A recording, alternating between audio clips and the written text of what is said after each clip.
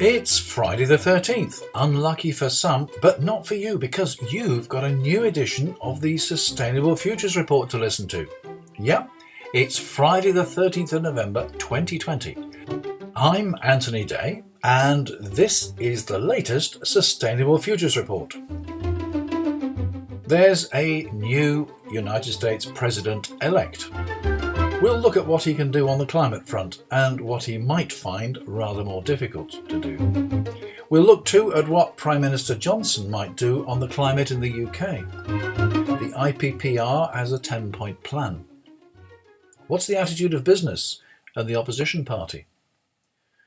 There's energy news as well about UK wind farms, Russian gas, UK nuclear, a new green fuel, and could this be a tipping point for green technology? In the US, stormy weather continues, and I'm not talking about Trump's refusal to concede the election. Despite lockdown, international climate protests continue, some at quite high levels. And we look at sustainable futures for food and public transport, and what will be the impact of artificial intelligence on the climate crisis. But first, let's pause for thought. Zoe Cohen, who appeared on the Sustainable Futures Report some months ago, reminds us that 25 years ago this week, 9 Ogoni activists were killed for protesting Shell's actions in the Niger Delta. Their families have been seeking justice for more than 20 years. Despite court orders, Shell have not cleaned up the oil spilled in Ogoniland nearly 3 decades ago. Meanwhile, Shell also attracted international criticism this week for a poll headed, "What are you willing to change to help reduce emissions?" The poll received less than 200 responses, but the tweet went viral with thousands of comments. "I'm willing to hold you accountable for lying about climate change for 30 years when you secretly knew the entire time that fossil fuel emissions would destroy our planet," responded US politician Alexandra Ocasio-Cortez. Greta Thunberg and many others responded in the same way. Yes, there's a new president-elect in the United States, and Joe Biden has confirmed that one of the actions on his first day in office will be to rejoin the Paris Climate Agreement. He can do this by executive order. Other plans to meet the climate crisis, such as building a new green infrastructure, will depend on the cooperation of the Senate, currently held by a Republican majority. It's said that he may get such plans approved, provided that they're not seen as green. But Majority Leader Mitch McConnell has indicated that he will oppose almost anything the new president wants to do.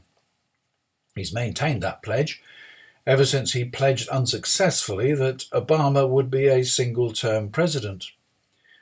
One of Biden's early appointments must be a new head for the Environmental Protection Agency so that it can start reimposing controls on the fossil fuel industries.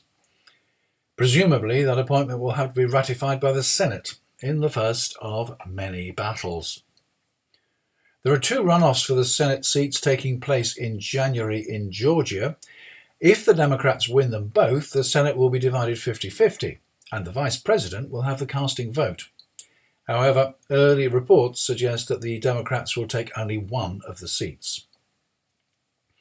Prime Minister Johnson is expected to announce his green infrastructure plans this week after the Sustainable Futures Report publication deadline. It's likely, in part at least, to be a rerun of his presentation to the Conservative Party conference. At the time, he made much of technology, and there were warnings that he should not rely on a silver bullet.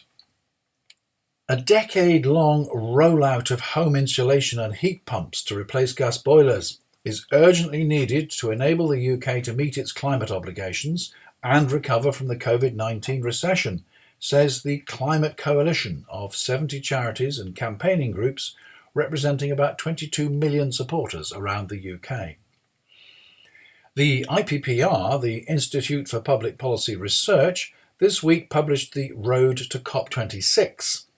The government promises us a 10-point plan for a green revolution the IPPR sets out its own 10 points. First, the UK needs to uprate its NDC.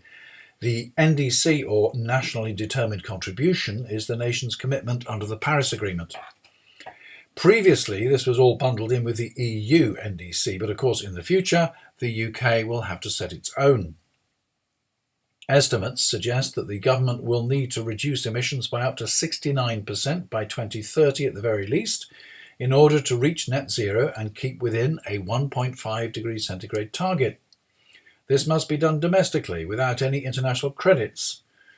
Incidentally, Climate Action reports this week that a number of business groups have written to the Prime Minister urging him to announce an ambitious NDC for the UK. Secondly, going back to the IPPR report, targets for consumption emissions must take into account emissions occurring abroad as the consequence of manufacturing goods for the UK market. The UK must manage its global environmental footprint and must not import products with standards that would not be accepted at home. The report recommends that the UK government should establish a net zero and just transition delivery body, an NZJT, led by the Department for Business, Energy and Industrial Strategy, which would include representatives from other government departments such as the Treasury and the Department for Work and Pensions, and local authorities and metro mayors, trade unions, the industrial sector, financial institutions, civil society, and the National Infrastructure Commission. This NZJT should be responsible for developing and delivering a national net zero delivery plan, which must be centred around a just transition, and there should be a roadmap for every sector. The UK government, says the IPPR, should use the 10-point plan to set out an ambitious package that accelerates progress towards net zero and the restoration of nature, sets the UK on a recovery path after COVID-19, and also helps achieve its objective of levelling up the economy. The government should set up a home improvement plan based on heat pumps combined with high energy efficiency standards. It should also invest in nature restoration and transport infrastructure. The authors also believe that investment should help industry to develop carbon capture and storage and a new hydrogen industry. The government, they say, should establish a national investment bank with a remit centred on a just transition to a net zero economy and the restoration of nature. Didn't we used to have a green investment bank? The one that was stripped of its environmental responsibilities and sold off to an Australian finance group. As soon as the government publishes its plans for the Green Revolution, we'll see how it measures up. The opposition Labour Party is keen for a green recovery to be implemented as soon as possible, and certainly before next year's COP26 UN conference on climate change. Protesters are keeping up the pressure for climate action across the world. The pandemic makes protests difficult, and Extinction Rebellion were dismayed to find that there are no special dispensations for street protests under the UK's latest lockdown regulations. One supporter took things into his own hands last weekend and climbed a construction crane in Norwich, Eastern England, last weekend. He unfurled an Extinction Rebellion banner and stayed on the gantry some 33 metres above ground for 2 nights and 2 days. 17-year-old Alex Sidney was arrested when he eventually climbed down on suspicion of criminal damage, aggravated trespass, breaching COVID-19 regulations and a public order offence.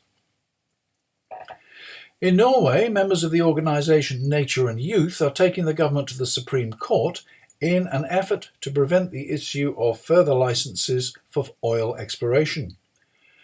Norway has tremendous green credentials. For example, it has the highest concentration of electric cars in Europe, if not the world, with over 40% of cars sold in 2019 being electric. It fully endorses the Paris Agreement and is a major contributor to the Green Climate Fund. The irony is that much of this is based on Norway's sovereign investment fund, the proceeds of oil. Norway is Europe's largest oil producer after Russia. Oil inevitably leads us on to this week's energy news.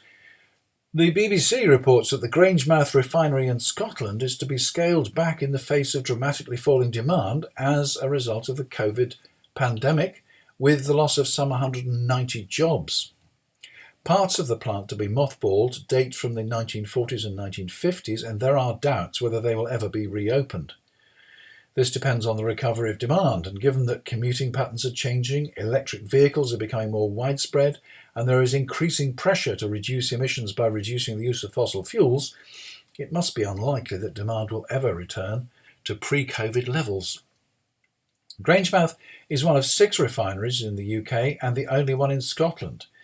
Given that it will now be one of the smallest, this may have some implications for Scotland's hopes for independence. In his recent conference speech, the UK Prime Minister expressed his belief that every home in Britain would be powered by electricity from offshore wind turbines.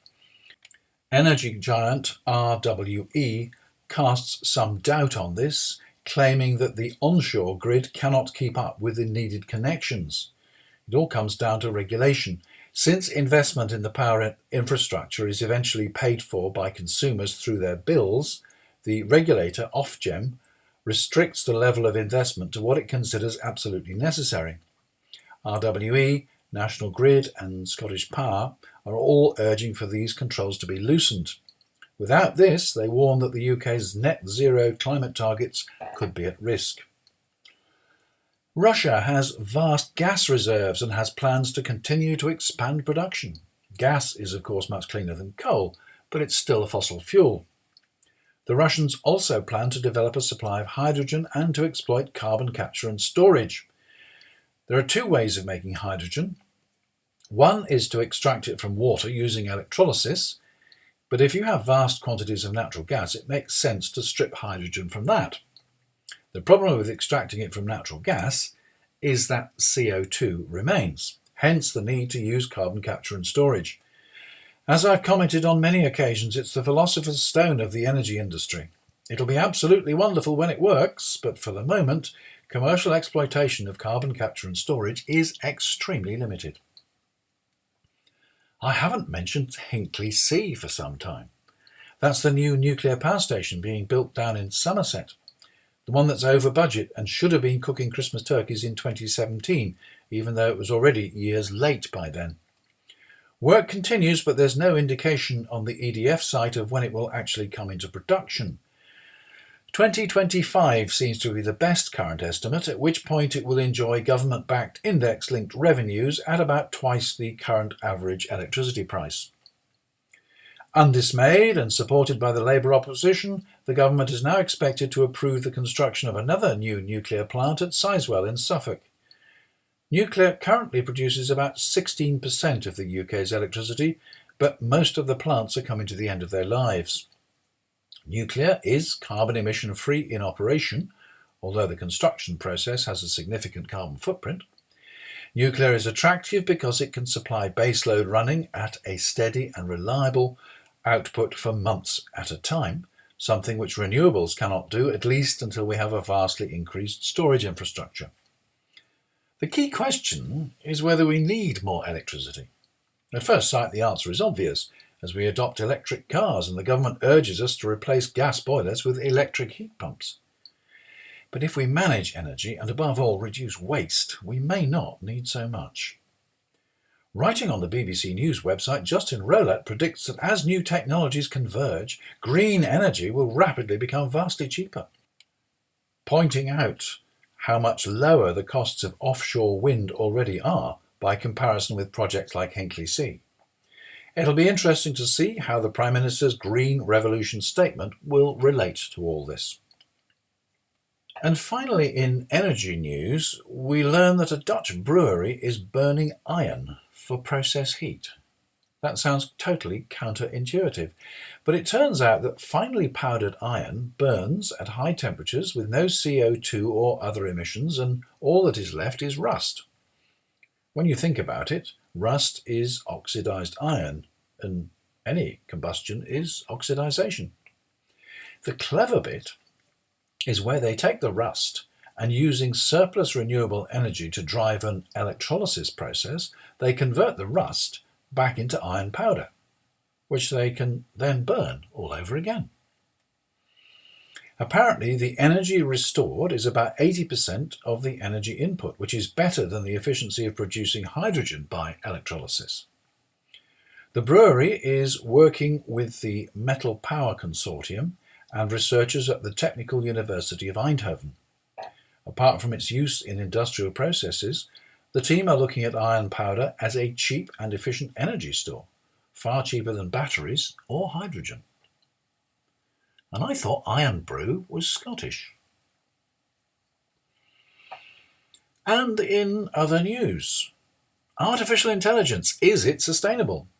There's no doubt that it takes a tremendous amount of processing power, which in turn needs vast amounts of electricity, which in its turn leads to greenhouse gas emissions. Now, researchers at the University of Copenhagen's Department of Computer Science are working to change that. They've developed a tool called Carbon Tracker, which works out the energy consumption associated with deep learning algorithms, and then converts this into a prediction about CO2 emissions. A 2019 study by researchers at the UK's University of Bristol suggested that YouTube videos carry a carbon footprint of around 10 million tonnes of CO2 equivalent each year. They suggested that carrying out some relatively minor code tweaks could save 100,000 to 500,000 tonnes of CO2 equivalent every year. Copenhagen researcher Benjamin Canding said that the aim is not to point to specific models and claim they are ruining the environment. Instead, it's an attempt to raise awareness about the impact of compute-intensive research and to promote the development of energy-efficient deep neural networks and responsible computing. This could hopefully lead to the reduction of carbon footprints associated with the training and development of deep learning models.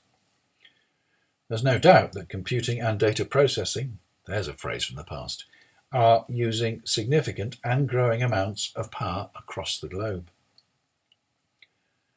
News from Australia. Equity Generation Lawyers is now suing the federal Australian government over its alleged failure to appropriately disclose climate risk in the bonds it issues. This follows a successful case against $57 billion super fund REST over its climate change disclosures. The Sydney Morning Herald reports that the settlement included a commitment from REST to publish all portfolio holdings and align its investments with a net zero emissions target by 2050. Commenting on the case against the government, "We're in it to win," said Principal David Barnden. "It's not difficult to imagine that the more debt Australia has, the more sensitive bondholders may become to risks such as climate change." Thanks to listener Carol Dance for this story. We'll let you know how it turns out. In its annual report on motoring, the Royal Automobile Club, the RAC, claims that attitudes to public transport have gone back almost 2 decades since the COVID pandemic. Understandably, people don't want to travel on a bus or a train where they risk picking up an infection. More and more people are relying on their cars, and there's been an upsurge in second-hand car sales. The increase in cycling, which was seen during the original lockdown, has largely declined, probably as the weather deteriorates towards winter. This obviously has implications for the environment because for the moment the vast majority of cars are fossil fueled, so there will be increased pollution and increased congestion. There's no doubt that we have to return people to public transport or possibly reduce their need for travel if we are going to meet net zero carbon targets. I don't envy the government having to work out how to achieve this. More extreme weather. The thunderstorm that swept through the American Midwest in August is now officially the most expensive in US history, inflicting more than $7.5 billion of damage in 14 hours, according to figures released by the National Oceanic and Atmospheric Administration. The underlying cause of the destruction was a derecho, a weather phenomenon that typically produces a row of storms spanning at least 100 miles. Unlike cyclones and hurricanes, which rotate, a derecho blows in a straight line. The August derecho blasted almost 800 miles across parts of Nebraska, South Dakota, and Iowa. Could this have something to do with climate change? The research journal Nature Food warns that the United Kingdom's fruit and vegetable supply is increasingly dependent on imports from climate-vulnerable producing nations. A clear lesson that action to protect the climate may start at home, but must continue across the world. The climate crisis knows no boundaries. And finally, patron Esteban Villalon shares an article about his company in JEC Composites magazine. We've mentioned his product, carbonium, before because it's made from aerospace production waste and is a composite capable of replacing aluminium or titanium. It's a recycled product, and it's upcycled, not downcycled like so many recycled products. It's been used for upmarket watch cases, but it's now being used for much more technical applications. Lavoisier Composites was one of the 10 finalists of the Startup Booster Programme at JEC World 2019. Since then, Airbus has selected Lavoisier Composites to join its BizLab acceleration programme for developing structural parts. There's a link to the company's website below, and if you have a good news story to share, you know where I am. And that's it. Yep, that's it for another week. I'm Anthony Day, and that was the Sustainable Futures Report. If you have a moment, why don't you hop across to the new Sustainable Futures Report website? It's at www.sustainablefutures.report. Yes, it's a .report domain, not a .com domain. While you're there, it's an easy hop across to Patreon. There's a link. Otherwise, you can go to patreon.com/SFR, patreon.com/SFR, where you too can become a patron. And I am most grateful to my patrons for their continuing support. Anyway, whatever you do, I'll be here next week with another Sustainable Futures Report, although I have no idea what it's going to be about. Thank you for listening, and I'll see you then. Oh, just a thought. There's a link at the very end of the text of this episode to the Iron Brew commercial. Iron Brew, a soft drink available in Scotland, and nothing whatever to do with burning iron filings to heat a Dutch brewery. But anyway, I thought it was amusing. Have a look. Bye.